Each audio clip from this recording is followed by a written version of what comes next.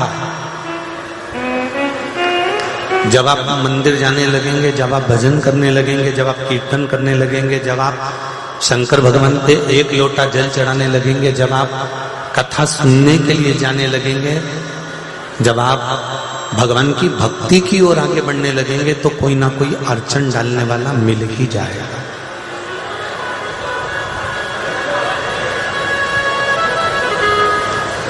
गुलाब का फूल और गुलाब जामुन, इन दोनों की राशि एक ही है।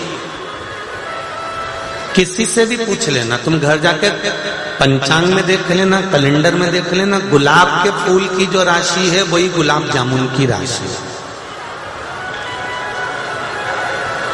इन दोनों की राशि एक है और दोनों के जीवन में अंतर कितना वो देख लीजिए। गुलाब का फूल कांटों में पैदा होता है, कांटों में बड़ा होता है, कांटों में रहता है, कांटों में उगता है, कांटों में ही बड़ा हो जाता है। और गुलाब का फूल कांटों में रह रहा है, कांटों में बड़ा हो रहा है, कांटों के साथ में उसकी जिंदगी निकाल रहा है और कांटों में रहकर अपना जीवन यापन कर रहा है। और गुलाब जामुन पहले ही मावे की बने, खोए की बने और मावे की बनकर काय में तलाती है, घी में। अब पहले ही तो सेठानी, ऊपर से और घी में तलाई तो और सेठानी हो गई। घी में तलाने के बाद वहां से निकली और चाशनी के कड़ाव में चली गई। कितनी किस्मत, कितनी जोरदार। पहले ही तो मावे की, पहले तो खोए की, मावे की खोए की गुलाब जामुन बनकर घी में गई। जो पहले से भरा भराया था उनको और भगवान ने भर दिया, ले और भर। अब पहले ही खोए की बनी थी, मावे की बनी थी और मावे की बनकर खोए की बनकर बनने के बाद उसको फिर घी में तल दिया और घी में से निकाला, तलकर फिर काय में डाल दिया, जम के बोले जरा, चाशनी में डाल दिया। अब गुलाब जामुन मावे की खोए की निकलकर घी में गई, घी में से फिर चाशनी में चली गई। और गुलाब का फूल कांटों में पैदा हुआ, कांटों में बड़ा हुआ, कांटों में रहा, कांटों में से टूटा। अब दोनों को देख लीजिए, कांटों में रहने के बाद गुलाब का फूल टूटने के बाद में भगवान भोलेनाथ जी के चरणों में चला जाता है और गुलाब जामुन खाने के बाद भ्रष्टा में चली गई।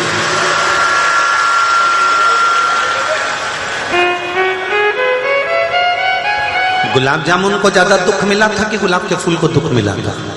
दुख मिला था गुलाब के फूल को, तकलीफ मिली गुलाब के फूल, कष्ट मिला गुलाब के फूल को। कांटों में रहा, कांटों में पला, कांटों में बड़ा हो गया। उसको कितना कितना दुख मिला, पर दुख मिलने के बाद में जो सुख मिला है वो भोलेनाथ जी के चरण मिले। और गुलाब जामुन को सुख ही सुख मिला, सुख ही सुख मिला, सुख ही सुख मिला।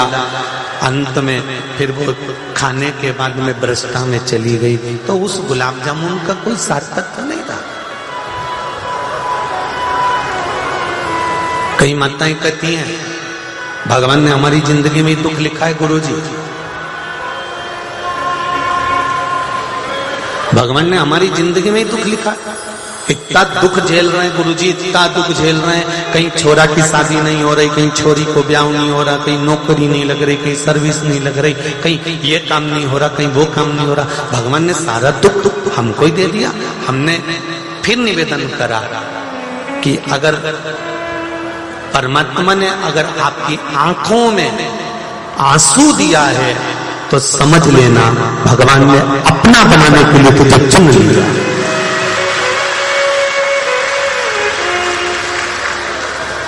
भगवान को अपना बनाना है तुझको। परमात्मा तुझे अपना बनाना चाहता है, इसलिए आंखों में आंसू।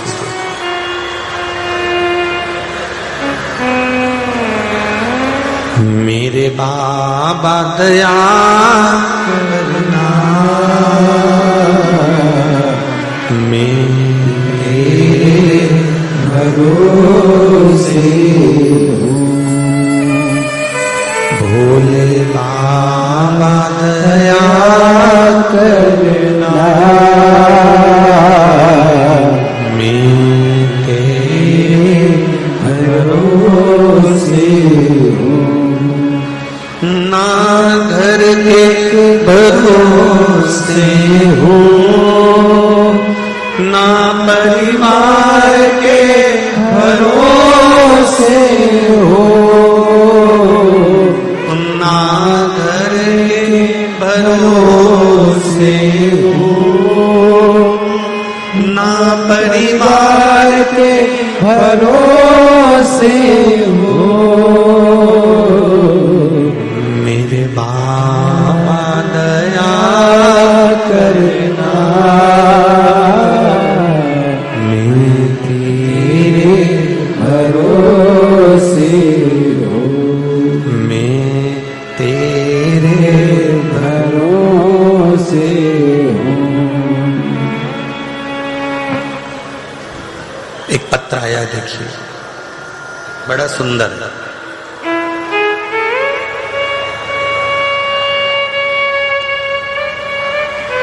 मैं उधर पीछे आवाज नहीं जा रही है क्या? रख लीजिए जरा। स्क्रीन बड़ी बंद, स्क्रीन बंद हो गई है। एलईडियां उधर पीछे की एलईडियां चालू करवा दीजिए। मैं बरखा पिंकी नामदेव राऊ इंदौर में रहती हूँ। कहीं बैठी हैं बरखा जी?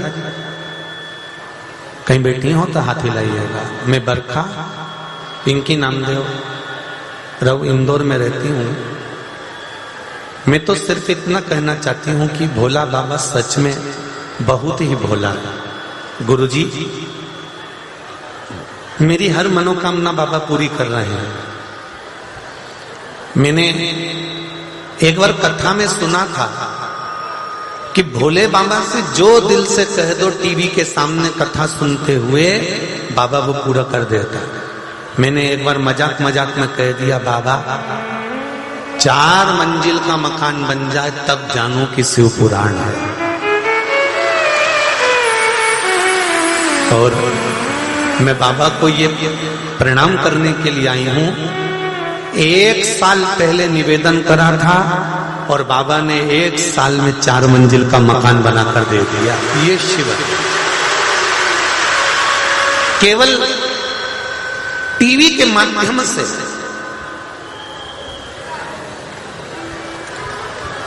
जितने लोग आस्था चैनल पर कथा सुन रहे हैं, जितने लोग फेसबुक यूट्यूब पर सुन रहे हैं, और जितने लोग इस पावन पंडाल में बैठकर कथा सुन रहे हैं, गली गली कूचा कूचा, टेंटों के बाहर, रोडों पर, छतों पर, बालकनियों में, जहां तुमको जगह मिल रही है वहां बैठकर कथा सुन रहे हो। गाड़ियों पर, जहां तुम्हारा मन पड़े वहां बैठे हो। विश्वास रख कर आए हो उस देवाधिदेव महादेव पर। हम तो कथा कर कर चले जाएंगे, पर 3 महीने के बाद में तुम खुद कहोगे कि अगली कथा में मुझे धोख लगाने जाना है, क्योंकि बाबा ने मुझे दे दिया। जो मैंने मांगा था वो मेरे शंकर ने मुझे दिया। जो मैंने मांगा मेरे शिव ने मुझे दिया, मेरे भोले ने मुझे।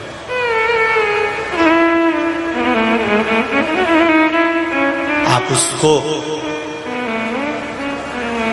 जब कथा के बीच में मूल मंत्र बोला जाता है ना शिव महापुराण का, श्री शिवाय नमस्तुभ्यं, हम तो वो 5 बार बोलते हैं। आप भी 5 बार बोलते हो हमारे साथ में। जैसे ही वो पूरा होता है और हम एक भजन की लाइन गा देते हैं, भोला सब दुख काटो, उस समय पर उस शिव महापुराण के मूल मंत्र के बाद में आपके दिल की बात आप जब बाबा से कहते हो ना, बाबा जिंदगी में बहुत दुख है, बहुत कष्ट है, पर तेरे भरोसे पर जी रही है। मेरा विश्वास है बाबा, दुख तो आएगा। संसार में ऐसा कोई नहीं जन्मा जिसको दुख नहीं आया।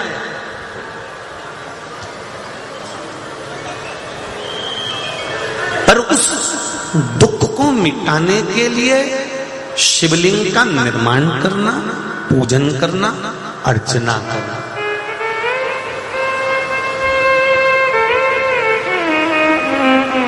कई लोग कहते हैं राम जी महाराज ने रामेश्वर धाम की स्थापना करी। कौन से धाम की? रामेश्वर की। पर शिव महापुराण की कथा कहती है मेरे राम जी ने केवल एक पार्थिव शिवलिंग का निर्माण नहीं करा था। मेरे राम जी ने केवल एक रामेश्वर धाम की स्थापना नहीं करी थी। अयोध्या से मेरे राम जी लंका तक गए थे। उस अयोध्या से लंका के बीच में तुम भी चलकर जानकर देखना, जहां जहां पर राम पथ गमन बना हुआ है, हर जगह पर राम जी दूसरे दिन जब पहुंचते थे और उनके मन में जब भाव उत्पन्न होता था तो मेरे राम मट्टी को इकट्ठा कर कर पार्थिव शिवलिंग का निर्माण कर कर एक स्थापना कर कर जाते थे। भारत की भूमि पर राम जी के हाथ के बने हुए केवल एक रामेश्वर बाबा ही नहीं है, मेरे राम जी के हाथ के बने हुए हजारों शिवलिंग है, हजारों।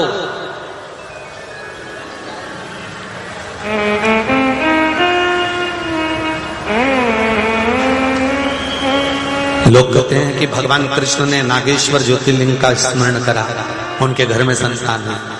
मेरे भगवान कृष्ण ने केवल एक ज्योतिर्लिंग का स्मरण नहीं करा, मेरे भगवान कृष्ण ने हजारों ज्योतिर्लिंग का, हजारों शिवलिंग का स्मरण करा। आज भी आपके इंदौर के आसपास के क्षेत्र में जाकर देखकर आना, कोई पुराने शंकर जी के मंदिर मिलेंगे तो वहां लिखा रहेगा ये पांडवों के काल के हैं। बोलो सही है कि गलत है? लोग कहते हैं पांडवों के समय का है, लोग कहते हैं ये भीम ने निर्माण करा, ये अर्जुन ने बनाया, ये पांडवों के समय का है, ये पांडवों ने बनवाया था। कहीं हम दर्शन करने जाते हैं, ये राम कुंड है, ये राम जी ने बनवाया था, ये राम शिवालय राम जी ने निर्माण करा था। हम उठाकर तो देखें हमारे शास्त्रों को, हम उठाकर तो देखें हमारे वेदों को, हम उठाकर तो देखें हमारी पुराणों को कि जब जब मेरे राम जी महाराज के जीवन में दुख सामने आकर खड़ा हुआ, उन्होंने मिट्टी उठाई, शिवलिंग बनाया, पूजन करी, विसर्जन करा, मन से जो मांगा शंकर जी ने दूसरे दिन लाकर छोड़ दिया, सम्मुख में लेकर दिया। मेरे भगवान कृष्ण को दुख आया, मेरे भगवान कृष्ण के जीवन में जब सम्मुख में दुख खड़ा हुआ, तब भगवान कृष्ण ने मिट्टी उठाई और मृदा उठाकर, मिट्टी उठाकर शिवलिंग का निर्माण करा और उसका पूजन कर कर विसर्जन कर दिया। मार्ग खुल गए, मार्ग प्रशस्त हो गए, मार्ग खोले गए।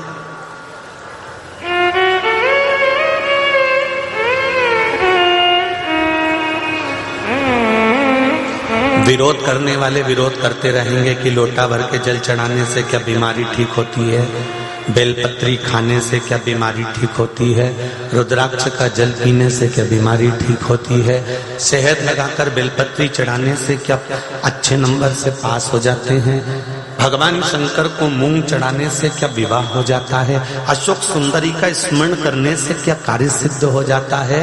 मैं कहता हूं तुम कहीं पर भी चले जाना, जितने लोग दिल से शिव महापुराण की कथा सुन रहे हैं, इनके घर में जाकर एक बार पूछना कि इनने 2 साल कथा सुनी, 2 साल में कुछ तो बाबा ने इनके घर में पूर्ति करी होगी, कुछ तो दिया होगा, कुछ तो करा होगा, तब इनका दिल इस कथा में पहुंचा, तब इनका मन इस कथा में पहुंचा। इंदौर नगर के निवासी हुआ और बहुत दूर दूर से भी लोग आए हैं, कोई गुजरात, कोई राजस्थान, कोई महाराष्ट्र, ना जाने कहां कहां से आए हैं। मेरे को मालूम पड़ा था किसी के माध्यम से कि जीतू जी पटवारी द्वारा आसपास के बहुत सारे गार्डन बुक करे गए और आप लोगों को पंडाल में नहीं सोने दिया, सबके लिए व्यवस्था गार्डनों में, अलग अलग भवनों में करी गई और सबकी भोजन व्यवस्था।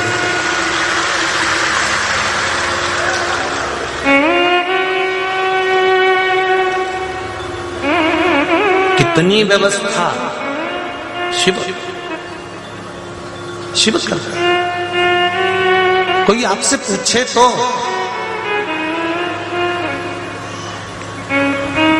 और मेरी जीजियां तो इतनी चतुर हो गई आज के जमाने में, और पढ़ा लिखा व्यक्ति जिसकी बुद्धि और विवेक भगवान ने दिया, जरा सा भी कोई व्यक्ति अगर बेकार लाइन लिखता है, कमेंट्स करता है, फेसबुक या यूट्यूब पे डालता है, पढ़ा लिखा आदमी जिसने शिव पुराण को जिंदगी में एक बार सुना है, वो तुरंत उसी समय पर उसको कमेंट्स करके लिख ही देता है कि ये बता दे कि तेरे पिता की तू ओरिजिनल औलाद है, पूछ लेता है।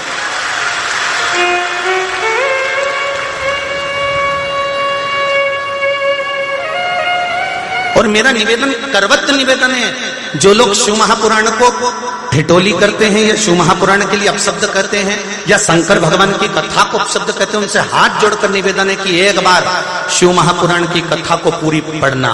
शिव महापुराण गीता प्रेस गोरखपुर की लेकर आओ, उसका एक एक संवाद पढ़ो, शिवरात्रि पूजन का पढ़ो, विशुद्ध योग का पढ़ो, मूंग का पढ़ो, अरहर के दाल क्यों चढ़ाई जाती है, अरहर की दाल की पत्ती क्यों चढ़ाई जाती है, काली तिल क्यों चढ़ाई जाती है, उसका एक एक वृत्तांत अपने जीवन में उतारो, एक एक चीज।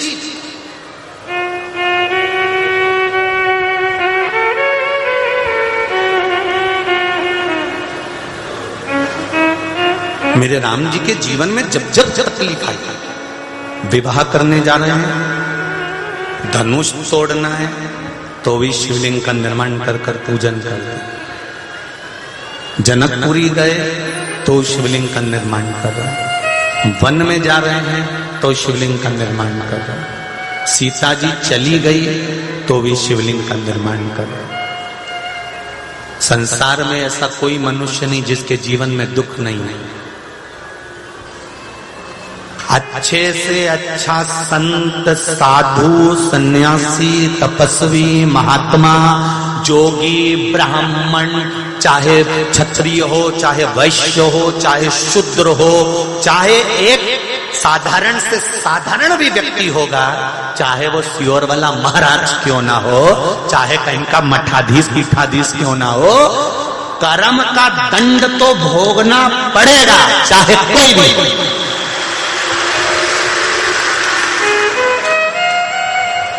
सियोर वाला महाराज कोई अलग से टपका थोड़ी ना है कि भोगेगा नहीं। या तुम और हम या कोई संत, महात्मा, साधु, सन्यासी, तपस्वी, साधक, उपासक जैसा कर्म करोगे वैसा भोगना तो पड़ेगा। मत बुरे कर्म कर बंदे वरना पछताएगा, भगवान की आंखों से तू बच नहीं पाएगा, तू बच नहीं पाएगा। ये चित्त, अभी आपके सामने जब कथा चालू हो रही थी तो बंजारा समाज के लोग आए थे। कौन से समाज? बंजारा समाज। और ये बंजारा समाज पहले के समय में अपनी टोली को लेकर चलती थी, थोड़ा भजन कर लिया, कीर्तन कर लिया, थोड़ा अपना कुछ करतब दिखाया और चल दिया। आज बंजारा समाज के लोगों ने अगर व्यासपीठ का सम्मान करा है तो ये निश्चित है, भैया कह रहे थे बंजारा समाज के कि हमारी बंजारा समाज के लोग कभी कथा स्मरण करने नहीं जाते थे, पर अब शंकर जी का गुणगान इतना करते हैं, इतनी कथा सुनते हैं। हमारी पूरी बंजारा समाज आज आनंद में। और ये बंजारा समाज साधारण नहीं है जो सम्मान करने आई है। मैं पूरे विश्व की बंजारा समाज को कहता हूं, तुम्हारा नाम है बंजारा, मतलब भगवान के चरणों में बन जा, और ज्यादा नहीं तो थोड़ा जरा, थोड़ा सही, जरा सही भगवान के चरणों में जाकर बैठ जा। भाव भगवान की अविरल भक्ति की ओर बढ़ा है हमारा रास्ता,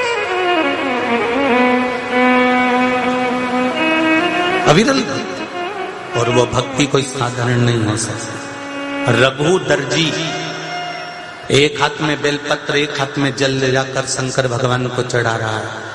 पास में आकर एक व्यक्ति रहने लगा, उसको मालूम पड़ा कि ये रघु दर्जी शंकर जी की पूजन करता है, सावन महीने में शिव जी को कावड़ चढ़ाने जाता है, जल चढ़ाने जाता है। ये रघु दर्जी जल चढ़ा। जो जलने वाले होते हैं ना, जिनके अंदर ईर्ष्या का भाव होता है, वो आपकी पूजा से, आपकी सेवा से, आपकी चाकरी से, आपके स्मरण से संतुष्ट नहीं हो सकते। ये संतुष्ट नहीं हो सकते।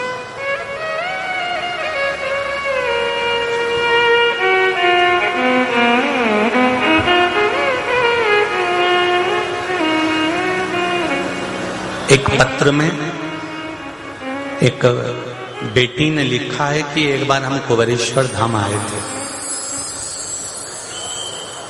और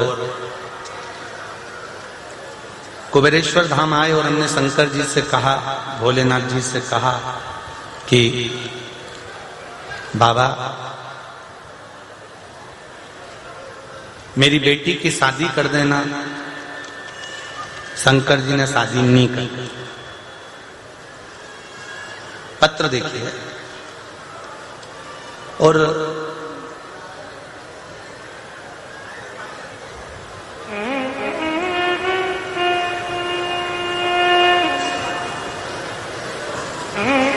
शिव जी ने शादी नहीं की।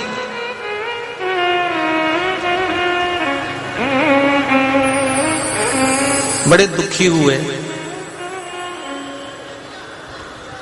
एक महीना हुआ, उसकी पड़ोसन ने कहा पत्र है इसमें, आप ढूंढना, थोड़ा समय लग जाएगा, पत्र बहुत सारे हैं, ढूंढिएगा।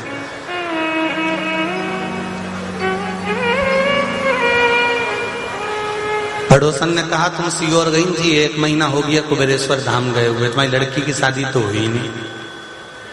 उसने कहा, इसका मन उतर गया, मुंह उतर गया।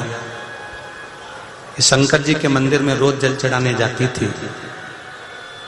स्कीम नंबर 71 की ये कोई पत्र है। उसने शिव जी से विनती करी कि लोग कह रहे हैं कि एक महीना हो गया, अभी तक तो लड़की की शादी नहीं हुई। शंकर भगवान ने कृपा करी, बेटी की शादी भले पक्की नहीं हुई, पर बेटी का जॉब मुंबई के एक कंपनी में लग गया, जिसमें 7.5 लाख रुपए का पैकेज। इस पत्र में लिखा, बेटी जिसने लिखा है वो अगर बैठी हो तो खड़ी हो जाना और हाथी लगा।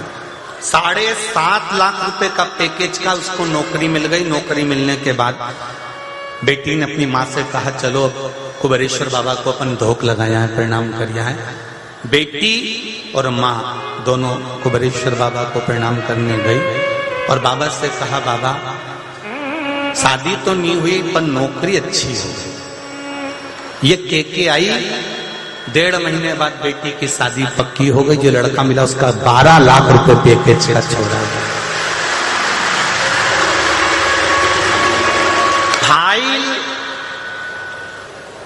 फाइल अगर मोटी है तो इसको छुपाने में थोड़ा समय लगता है।